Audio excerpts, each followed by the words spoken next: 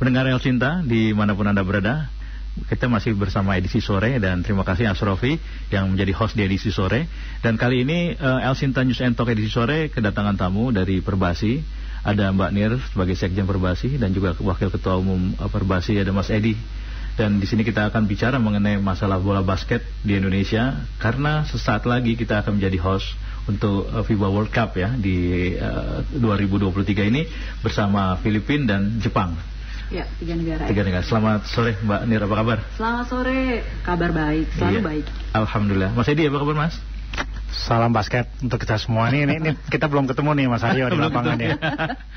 Ini adalah Mas Edi adalah pebasket juga ya, tapi juga pengurus di Perbasi juga. Mbak Nir ini udah, kalau Mbak Nir malah Sekjen Perbasi udah malang melintang di dunia olahraga. Nah mungkin nanti teman-teman kita live di Radio El Cinta dan juga di live Instagram. Kalau ada yang mau bertanya, monggo silakan di chat aja di kolom komentar di IG. Dan kalau mau telepon bisa WhatsApp di 0811806543. Nah berhubung kita mau jadi host Piala Dunia, kira-kira Perbasi gimana sih program-programnya ke depan nih Mbak Nir? Ya, kita emang sebentar lagi ya, bulan Agustus itu sudah mulai menjadi tuan rumah FIBA World Cup. Yang pasti hari ini kita lagi melakukan persiapan. Ya. Karena ini nggak mudah ya, ada tim-tim besar datang. Kemudian juga selain kita juga lagi mempersiapkan venue-nya sendiri, walaupun sebetulnya sudah hampir rampung. Tapi ya karena ini venue pertama, jadi kita tuh kayak bersemangat sekali ya, venue pertama kita. Ya mudah-mudahan semuanya berjalan dengan baik sampai ke eventnya dan gak ada kendala-kendala sih, mudah-mudahan. Mudah-mudahan ya. Penjualan tiket juga udah mulai. Itu untuk World Cup ya. Kayaknya emang kalau World Cup sih kayak kita ngimpi sebenarnya ya. Iya. Ada Piala Dunia di Indonesia. Ada pemain NBA pada datang, ya kan? Jamal Murray akan datang ya dari Denver kemarin ya, kalau yang menang juara 1 di NBA. Kabarnya dia akan juga hadir di tim Kanada ya, betul ya Mas Edi ya? Betul. Oke, tapi sebelum itu saya mau tanya juga nih, program Perbasi berikutnya apa nih? Selain World Cup, ke depan kan kita juga punya PR kompetisi-kompetisi yang harus ditumbuhin ya. Ekosistemnya juga harus berjalan dengan bagus. Ya kalau kita bicara program Perbasi, pasti yang pertama adalah memang kita mau memperbanyak kompetisi. Kompetisi itu bukan cuman di PP Perbasi sendiri, tapi memang kita sedang mendorong kompetisi-kompetisi ini di daerah-daerah. Jadi di pelosok-pelosok tuh semua kita pengen mereka menggerakkan kompetisi-kompetisinya dan melaporkan ke kita. Jadi kita supaya bisa tahu. Lalu yang kedua, yang saya pikir nih jadi satu ditunggu-tunggu sama orang-orang ya, Liga Putri. Oh iya. Liga Putri. Oh ya, selamat ya, Indonesia juara 1. Oh iya dong. Sing luar biasa tim putrinya tuh. Emas harus jadi tradisi. Sudah bukan jadi ini lagi ya, histori lagi. Jangan jadi nomor 3, nomor 1 sekarang ya. Iya, harus. Setiap SEA Games akan ada emas. Insya Allah. Amin, insya Allah. Nah jadi balik lagi tadi, kita tuh pengen banget ada Liga Putri bergulir. Seperti harapan masyarakat Indonesia, pengennya ada Liga Putri juga. Nah dari PP Perbasi sendiri sebenarnya kita sudah mulai create itu, mempersiapkan, duduk sama sponsor dan seterusnya. Dan kita sudah mulai menyampaikan kepada para pengelola klub putri untuk kalau mau daftar sudah bisa. Dan sampai sehari ini memang yang daftar tuh baru sangat sedikit sekali, makanya minta bantuan El Cinta nih untuk bantu promosiin supaya teman-teman di daerah dimanapun di Indonesia pada bisa pada tahu dan bisa mulai mendaftar untuk Liga Putrinya. Tapi pun kalau misalnya belum siap, kita masih nunggu, tenang aja. Jadi willingnya sudah jelas ya, kita akan bikin atau Perbasi akan bikin Liga Putrinya. Tapi karena kita lihat PON berikutnya kalau nggak salah kan itu kan pesertanya paling banyak basket ya di history of PON gitu ya. Artinya sebenarnya tim-tim atau pemain-pemain basket di seluruh Indonesia banyak ini ya. Prapon ya, Prapon memang kita baru akan gelar dan Prapon sekarang ini terbanyak, hampir semua dari Pengprov Perbasi yang ada di daerah mengikuti ini. Jadi ini sesuatu, kalau bagi kita ini satu capaian juga, berarti mereka daerah-daerahnya hidup. Iya betul. Tim basketnya hidup, punya atlet semua. Nggak ada lagi yang ceritanya hanya ada sponsor, hanya ada PON aja, hanya ada pengurus tapi nggak punya atlet. Itu hampir nggak ada lagi kalau sekarang. Sekarang benar-benar udah completely gitu loh ya. Complete sekarang, mudah-mudahan sesuai dengan ini ya. Tinggal kompetisinya bergulir terus, itu baik sih buat kita. Selain juga tadi Liga Putri, Lalu kita lagi ada Prapon, kemudian IBL masih berlangsung dengan luar biasa. Dan dengan adanya venue baru, ke depan kita lagi mau propose beberapa event-event internasional. Wah, ini cakep nih makin. Sayang kalau nggak dimanfaatkan. Luar biasa. Mas Edi, gimana Mas basket kita? Ini memang prestasi ya. Kita kan udah main basket udah sejak zaman merdeka juga udah main basket. Tapi baru pertama kali ini selain SEA Games ya, betul, sama qualifying kita menjadi tuan rumah di event seperti FIBA World Cup. Kenapa? Antara lain juga karena itu kita sekarang udah punya venue. Mungkin belum teman-teman yang belum tahu, kita sekarang punya venue kelas internasional. Saya belum diajak main di basket. Nah itu dia berikutnya. Next berikutnya. itu kalau ya ini sekedar sharing ya. Standar internasional itu artinya apa? Locker roomnya aja harus standar internasional, harus tinggi kan, pemain basket rata-rata tinggi gitu kan. Ukuran dari size-nya dari locker room, terus kemudian ada shower, ada jacuzzi, ada hot tub. Saya juga kemarin kesempatan beruntung diajak main ke situ sekali, ada hot tubnya, jadi mungkin mereka langsung habis main mungkin bisa ice bath. Dengan batu es gitu ya. Betul. Untuk recovery-nya lebih cepat gitu. Terus masuk ke dalam arenanya. Lapangannya kelas standar internasional, ada jumbotron, kapasitasnya 16.250 penonton. Ya kita jumbotron cuma ada di situ ya, yang lain belum ada tuh. Belum ada gitu. Oke, ini ada pendengar dulu, kita tahan dulu ya. Ada pendengar El Sinta yang mau tanya Mas Wanto. Oke, Mas Wanto. Halo Mas. Ya, halo. Ya, silakan Mas. Gimana mau tanya apa nih Mas Edi dan Mbak Nir dari Perbasi nih?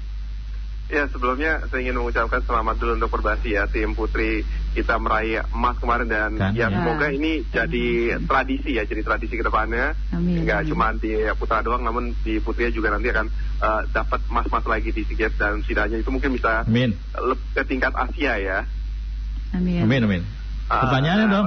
Pertanyaannya ini gimana untuk kompetisi ke depannya, karena kan memang untuk Liga Putri sendiri kan belum ada ya. Nanti kompetisi ke depannya bagaimana dan apakah nanti akan dilakukan juga untuk tingkat pelajar? Kemudian juga pertanyaan lagi juga buat El Sinta, mungkin ada ada segmen khusus mungkin yang bisa mengenai basket gitu juga, mungkin memasyarakatkan basket gitu ya. El Sinta News and Talk and Basketball gitu ya. Oke, makasih. Salam olahraga. Salam olahraga Mas Wanto, terima kasih. Wah, itu apa ya? Menarik ya. Jadi pertanyaan mengenai lagi apa yang kita bahas juga dia curious juga mengenai itu. Iya. Ya, jadi kalau mengenai tadi kompetisi, kalau di tingkat pelajar rasanya sudah cukup banyak sekali kompetisi antar klub, kemudian juga ada di BL sekarang ya. Tetapi memang Liga Putri, sekali lagi Liga Putri memang masih jadi PR kita. Tapi mengenai Liga Putri ini bukan cuma persoalan di Indonesia. Bahkan di negara-negara lain juga sama. Makanya kita bikin kemarin CWBL yang ada di negara-negara ASEAN lah, 11 negara ini, 10 negara ini. Di negara-negara ini kita lihat mereka sama kayak Malaysia nggak punya liganya, nggak jalan. Kemudian di Singapura apalagi, jadi kita bikin liga bersama. Seperti kemarin yang finalnya di Singapura, sebelumnya finalnya di Indonesia. Nanti dari Indonesia, Malaysia, Singapura akan bergabung juga Filipina, Vietnam, Thailand untuk masuk ke liga itu di tahun besok ini. Ya itu yang bisa kita lakukan. Kalau kita nggak punya liga di dalam, klub di dalam belum siap, maka kita mengundang negara-negara sambil kita pemanasan menuju SEA Games. Tapi artinya sebenarnya kompetisi itu yang keinginan itu sudah memang udah dituangkan ya Mbak Nira? Sudah siap sekali. Kita tinggal terima pendaftaran kalau untuk Liga Putri ya. Jadi kalau nanya kenapa Perbasi belum jalan Liga Putri, enggak, kita udah buka banget sekarang. Ini PR Mas Edi juga nih Mas, gimana tuh Mas? Tadi menanggapi pertanyaan tadi, apalagi kayaknya benar-benar curious ya pendengar El Sinta tadi, pengen banget basket. Bahkan El Sinta harus ada tag basket ya kan? Nah ini nih beliau nih gimana? Basket kan bagaimanapun juga selain hobi itu kan sebuah bisnis ya. Baik itu putra maupun putri itu. Jadi ya harus cukup banyak klub. Tapi untuk klub itu supaya survive dia harus ada pemasukan kan. Selama ini pemasukan dari mana aja? Baik putra maupun putri. Kalau putra kan ada IBL. Sekarang kita mudah-mudahan ada Women's League-nya juga gitu. Ya contohnya dari penjualan tiket kalau bertanding, merchandise, TV rights, sponsorship dan segala macam. Nah, jadi memang ujung-ujungnya punya liga, tapi banyak proses menuju terbentuknya Liga Putra ini, dan itu harus kita benahi pelan-pelan, mulai dari merchandise, penjualan tiket, TV rights, sponsorship dan sebagainya. Ya, jadi memang secara konten secara prestasi itu berproses, secara bisnis pun eksklusif bisnis juga harus berproses juga ya. Akhirnya bisa tarik-tarikan begitu ya. Iya, karena kalau enggak kita punya, mungkin ada yang daftar bikin klub putri untuk Liga Putri gitu. Tapi kalau setahun 2 tahun terus kemudian keteteran uangnya nggak merasakan nggak mendapat manfaat, dan manfaat itu tidak selalu uang ya, tapi nggak bisa juga exposure, brand awareness. Tapi kalau itu nggak didapat, mungkin karena siarannya kurang atau ada segala macam, ya orang lama-lama kehabisan nafas juga gitu. WNBA juga agak ngos-ngosan tuh ya dibanding NBA-nya sendiri gitu kan ya. Jadi memang sebenarnya given itu permasalahan terjadi di mana-mana ya untuk Liga Putri begitu ya. Semuanya. Oke, ini juga ada pertanyaan dari WhatsApp ini. Sebentar saya cek. Oh sebentar nih, ada Pak Loban di Karangan. Oke, kita terima telepon dulu ya. Selamat sore Pak Loban. Selamat sore. Salam olahraga, salam basket. Salam basket. Saya senang sekali pada sore hari ini bisa interaktif dengan orang Perbasi ya. Ya, silakan Mas. Nah, begini. Di tahun 70-an ya, itu dulu dari Jakarta itu yang terkenal timnya itu adalah Waringin Kencana. Mungkin tahu kali pernah dengar, ataupun tim Raja Wali ya. Nah, kalau di Pontianak itu di Kalimantan itu ada tim Jambore, Meteor. Kalau di Singkawang itu ada yang terkenal dengan Flaming Tiger. Dan mereka itu tim-tim yang bagus ya. Tetapi akhirnya sekarang tenggelam termasuk tim-tim yang lain ya. Nah, saya ingin usulkan gimana kalau ada majalah basket. Jadi banyak bahas biar masyarakat lebih banyak mengetahui sekarang magazine kali ya gitu ya. Tentang Perbasi dan orang-orang dulu yang mana seperti yang saya masih ingat tuh Henry Kosasi itu salah satu pemain nasional, mungkin pernah dengar ya. Nah, coba itu dibikin majalah supaya disebarluaskan, atau kalau memang mau dijual ya dengan harga yang murah biar orang semua bisa beli ya. Terus ini sekarang ini yang saya tahu ya kan pertandingan antar daerah sama sekali saya udah jarang dengar ya. Gitu. Misalkan sekarang di Pontianak pertandingan antara Kota Pontianak dengan Singkawang dengan undangan dari tim tamu luar negeri seperti dari Kucing. Kalau dulu kan sering tuh dari Kucing tuh ke Pontianak itu bertanding, atau dari dari Jakarta yang ke daerah-daerah. Nah, sekarang ini kayaknya udah tenggelam, nggak pernah kedengaran lagi. Yang kita sekarang aja yang kita mau tahu nama-nama yang top, klub yang top, kayaknya juga nggak tahu, masyarakat banyak nggak tahu. Dari tim Bandung itu yang ngetemu ranking pertama siapa, kedua siapa, juga nggak ada tahu sekarang. Nah, coba tugasnya Perbasi supaya gimana cara biar lebih bermasyarakat. Siap. Sama lapangan. Mas Loban, ini kita gantian dulu nih, panjang banget. Ada pendengar lain yang menunggu ya. Saya rasa kita cukupin dulu. Terima kasih Pak Loban di Keranggan. Ada satu lagi, Mas Dede, ada satu lagi nggak? Oke, satu lagi. Satu lagi sebentar. Sudah masuk dengan Pak siapa nih? Pak Ahmad ya. Oke, Pak Ahmad, silakan Pak Ahmad. Ya, selamat sore Bapak-bapak, Ibu-ibu. Oh, ini Mas Ahmad namanya. Mas Ahmad, silakan. Ya, terima kasih, dan saya apresiasi kepada timnas juga yang kemarin yang berhasil di SEA Games, dan terutama putra yang meraih emas. Putri. Dan apalagi salah satu faktor yang menjadi penentu adalah berhasilnya naturalisasi dari luar gitu ya. Nah, pertanyaan saya, bagaimana caranya agar pemain lokal ini bisa catch up atau bisa bersaing dengan pemain naturalisasi yang kita tahu skillnya sedikit di atas rata-rata dari pemain lokal kita. Terima kasih. Oke. Ya, Abbas semua nih, ada Abbas tua dan Abbas muda ya kan. Gimana caranya naturalisasi itu menjadi benchmark anak-anak tim kita ya, anak-anak muda kita supaya step up gitu, gimana nih? Dari Mbak Nir dulu deh. Pak Loban dulu ya tadi. Pak Loban ya. Okay. Jawab Pak Loban ya. Pak Loban mungkin belum update ya. Terakhir saya dapat undangan itu Borneo Basketball League yang dilakukan antar pelajar dari beberapa di Kalimantan, karena Pak Loban kayaknya dari Kalimantan. Betul, ya, Singkawang dan seterusnya. Itu tanggal 25 Mei kemarin 2023. Jadi kompetisi ada itu liga, baru digelar antar daerah. Jadi dia undang gitu di Kalimantan. Jadi sebetulnya itu kompetisi itu banyak sekali. Cukup rame. Banyak sekali kompetisi itu di daerah. kebetulan kalau kita di PP itu kita dapat undangan. Tapi kalau bicara mungkin nggak kedengeran. Nah, kerjasama El Sinta deh kalau gitu, ya kan? Ya, tapi begini, kalau daerah-daerah bikin kegiatan, mereka memang lapor ke kita. Tetapi untuk mendorong exposure, poinnya mereka itu memang masih untuk lokal, lokal. Jadi mereka ngundang apakah tim sekolah atau tim klub dari basket mereka di sana gitu.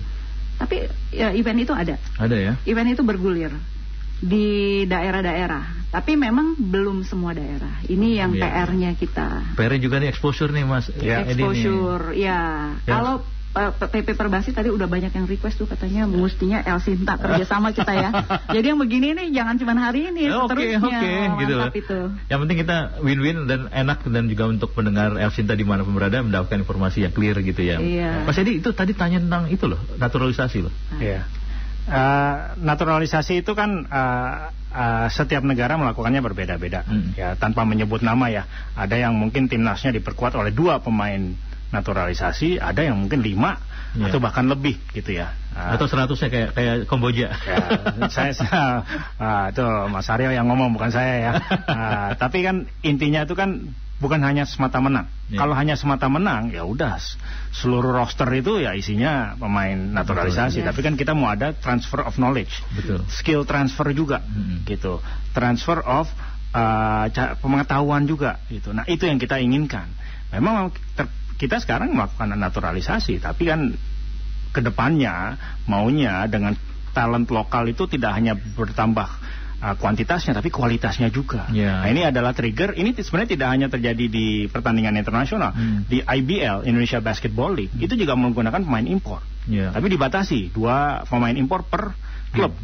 Tapi kenapa nggak lebih dan segala macam? Karena tujuannya bukan hanya semata untuk menang. Tujuannya adalah ada transfer knowledge dan transfer skill. Tapi dari lihat apa yang dilakukan evaluasi mungkin secara kasat mata gitu, pemain-pemain kita udah mulai step up belum sih kalau ada pemain-pemain dari naturalisasi itu, Mas? Kelihatan sih. Ya buktinya ya adalah ya SEA Games tahun lalu kan kita juara gitu kan juara di SEA Games. Orang selalu bilangnya kan putra itu ya saya sebut nama Marquis Bolden, ada pemain impor lain gitu kan. Tapi enggak ya. 80-90% dari roster itu ya pemain lokal, pemain Indonesia. Derek ya? Ya, Derek Michael, ada Brandon Jawato, ada Arki Wisnu masih ada, Pras gitu kan. Itu semua pemain lokal. Jadi mereka juga bisa naik skillnya karena setiap hari latihan sama pemain-pemain impor dan pemain-pemain naturalisasi ini. Jadi memang apa tadi dibilang Pak Ahmad tadi pendengar El Sinta, ya sebentar ya, artinya naturalisasi yang pas bisa bikin step up para pemain kita begitu Mbak Nir ya? Iya betul. Jadi memang kayak SEA Games, kenapa kita nggak mau ngotot kayak Kamboja dengan mengisi pemainnya, listnya dengan pemain-pemain naturalisasi semua. Sebetulnya kalau kita mau ngejar medal seperti Pak Edi dan tadi bilang mau juara, ya udah kita kuat-kuatan belanja pemain naturalisasi. Tapi apakah kita nggak sayang nih sama bola basket, sama anak-anak muda pemain lokal kita? Jadi artinya kita memberi kesempatan seluas-luasnya. Kalaupun naturalisasi hanya sebagai syarat kita, tapi bukan berarti itu tumpuannya kita. Pemain lokal adalah yang lebih penting dari semuanya. Kita nggak mau nanti basket kita mati. Kalau nggak nanti anak-anak basket yang muda-muda nih yang sekarang dengerin, yang lagi semangat-semangatnya bertanding, mereka berhenti latihan. Kenapa? Ngapain? Ketika mau kompetisi di SEA Games, nama gue nanti dicoret sama pemain asing naturalisasi baru gitu. Ya gitulah, artinya kita gimana pun juga kita tetap punya idealisme itu, menjaga anak-anak muda kita supaya mereka bisa punya panggungnya di kancah internasional. Dan ekosistem harus terjaga ya Mas ya untuk bola basket ini. Bicara Mas ekosistem dikit aja nih sebelum kita selesai nih. Untuk membangun ekosistem itu gimana sih? Kalau bola kan udah jadi nih Indonesia ya, di mana-mana bola, bulu tangkis ya. Yang berikutnya kan basket nih. Kemarin medali emas, kayaknya kita harus bisa step up mengenai ekosistemnya gitu. Sebenarnya udah ada tapi pengelolaannya gitu. Ya, ekosistem itu kata yang tepat ya. Kita membangun ekosistem yang sehat. Dan kalau sebagai Abbas itu kalau mau jadi Abbas nih anak basket ya. Kalau anak basket mau serius di dunia basket, jalurnya dari kecil tuh sebenarnya hanya 2. Yang secara garis besar ya. main di klub, yaitu adalah kelompok umur, terus sampai ke misalnya ke PON, ke JKU 14, 16, 18 ke PON dan seterusnya, atau dari jalur sekolah, SMP, SMA, SMA ada DBL ya, kuliah ada 5 liga mahasiswa. Untuk muaranya bertemunya ujungnya adalah di Timnas. IBL.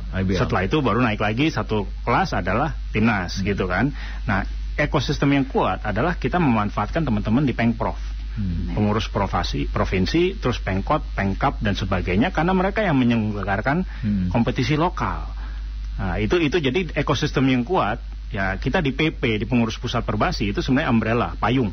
Tapi yang untuk benar-benar sehat, yaitu kita memanfaatkan teman-teman di daerah, Pengprov, Pengkot, Pengkap untuk menyelenggarakan sebanyak mungkin kompetisi. Oke. Terakhir Mbak Nir, kira-kira harapannya apa nih? Bola basket kita ada World Cup, ada IBL masih jalan, terus juga PR kita Liga Putri, apa kira-kira ke depan kita? Ya pasti kalau kita bicara harapan ya selain tadi kita jadi tradisi, kita mengalami peningkatan level kita di Asia saat ini. Hari ini kita ada di level 10, which is itu juga sesuatu capaian yang luar biasa. Setelah kita kemarin Asia Cup kita terhenti di 10, sebenarnya kita targetnya kemarin 8 ya. Kalau 8 kita bisa masuk ke World Cup. Oh iya betul. Itu pun sudah capaian yang luar biasa. Dan tapi kita naikin level kita. Anak basket ini, Abas ini rasional. Untungnya pada rasional. Kalau kita memang belum bisa lompat terlalu tinggi nggak apa-apa, yang penting kita ada progres. Penting prosesnya jalan ya. Iya, progres itu ada. Tapi ya namanya target adalah target. Kita juga nggak bisa santai untuk itu. Kalau nggak disemprit Pak Jokowi ya. Kemarin Pak Jokowi udah ngasih selamat kan? Udah ngasih selamat. Jadi 2, 1 kita mendorong prestasi ke atas, sementara ke bawah juga. Ke bawah itu yang mana? Anak-anak mini basket kita hidupin. Jadi kita bikin jambore mini basket yang keliling-keliling ke daerah-daerah, itu anak-anak TK, SD sudah mulai kita ajak mereka untuk nginep beberapa hari main basket, melatih diri, mulai belajar disiplin dan seterusnya. Kemudian juga orang tua juga pada support dan itu penting. Dan diikuti oleh ratusan tuh. Kalau kita bikin itu, jadi 2 hal. Ya, ini bibit-bibitnya itu yang udah jadi, karena kalau ini prestasi, yang ini adalah mimpinya mereka. Betul. Ini jadi semangat ngelihat itu. Apalagi kita sudah ada venue berstandar dunia ya. Udah bukan internasional lagi, ini udah standar dunia nih. World Cup di sana kan? World Cup udah situ, berarti itu udah kelas dunia. Jadi saya pikir besok-besok kita bisa bikin ya NBA Asia mungkin bisa gelar di situ dan seterusnya. Iya, keren banget ya. PR Mas Edi tuh untuk bisa bikin ekosistem yang lebih sehat terus ya, agar basket jadi olahraga terfavorit juga di Indonesia. Oke, thank you Mbak Nir atas waktunya bisa kunjungan di El Sinta, juga Mas Edi terima kasih sekali, dan pendengar terima kasih sekali atas bisa interaksinya, karena cuma beberapa menit nggak bisa semua saya baca di WhatsApp-nya dan juga mungkin di komentar di IG-nya. Kita nanti mudah-mudahan bisa update terus ya mengenai dunia bola basket, karena kita mau menjelang World Cup. Mudah-mudahan kita bisa kerjasama dengan Perbasi dan juga stakeholder lainnya untuk bisa memberikan nuansa tersendiri berita dan informasi tentang bola basket. Sekali lagi terima kasih Mbak Nir dan juga Mas Edi.